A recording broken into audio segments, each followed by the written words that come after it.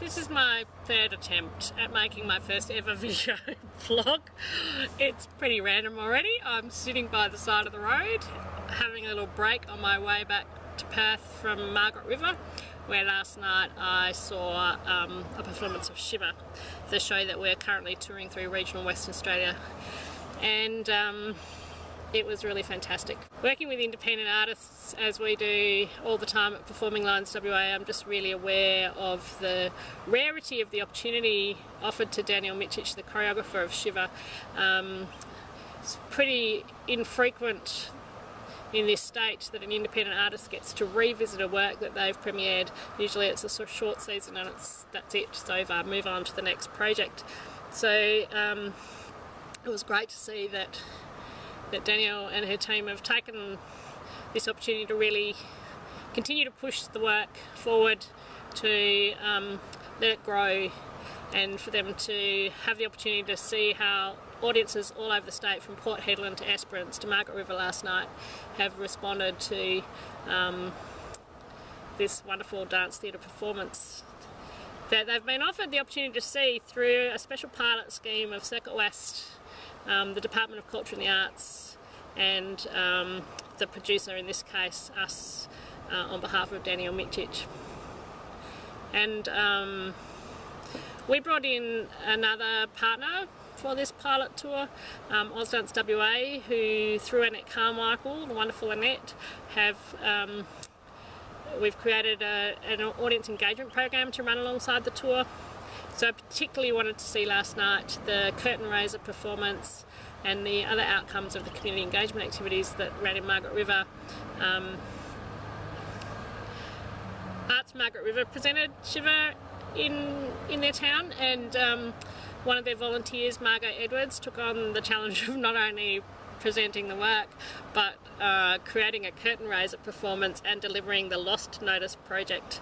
The Lost Notice project asked community members to declare on a piece of paper on a lost notice a loss, large or small, of their own, and we've had a huge range of responses to that: funny, flippant, sincere, and sometimes very moving.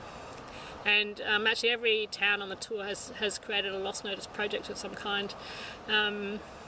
But in Margaret River, Margot then took the responses from the Lost Notices and turned them into a text-based performance that she and a few fellow volunteers performed, aged 10 to much more senior. And several of those people were making their performance debut last night, which was really lovely. And those little vignettes of lost things from Margaret River were interspersed with dance performances by a number of dance schools and by 2 professional performers who are now based in the Margaret River region.